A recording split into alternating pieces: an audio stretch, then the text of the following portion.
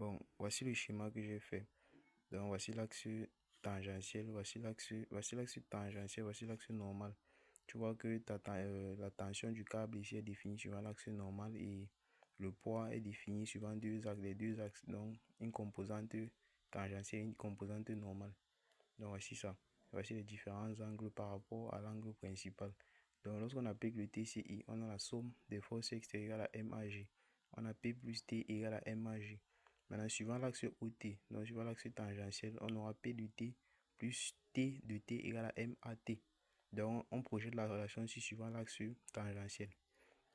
Or, T de T, or, la tension suivant l'axe tangentiel égale à 0 parce qu'il n'est pas défini suivant l'axe tangentiel. Donc, on a P de T égale à MAT. Maintenant, P de T, quand tu regardes sur ton schéma ici, P de T est opposé à l'angle θ. Donc, ça sera égal à moins P sinus θ égale à MAT. Maintenant, de plus, on sait que l'accélération tangentielle, c'est la dérivée de la vitesse par rapport au temps. Et V lui-même, c'est L θ point. Maintenant, quand tu remplaces ici, tu auras dérivé de L θ point sur delta T. Maintenant, lorsqu'on dérive ça, puisque L c'est une constante, θ c'est une variable, ça sera égal à L θ point. Là maintenant, à ce niveau-ci, on a l'accélération tangentielle égale à L θ point point. Mais lorsqu'on prend ça, l'expression de AT, on vient on remplace ici.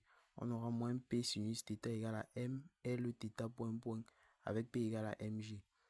Donc on aura moins mg sinus θ égale à M L θ point point. On simplifie les masses et on reste avec moins g sinus θ égale à L θ point point.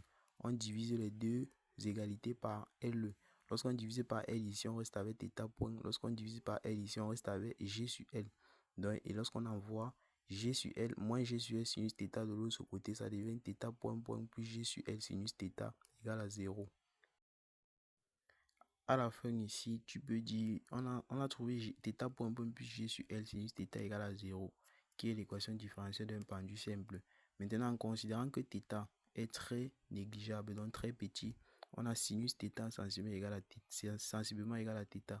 Donc, ce qui revient à θ point point plus G sur L θ égale à 0, qui est l'équation différentielle définitive et générale des pendus simples.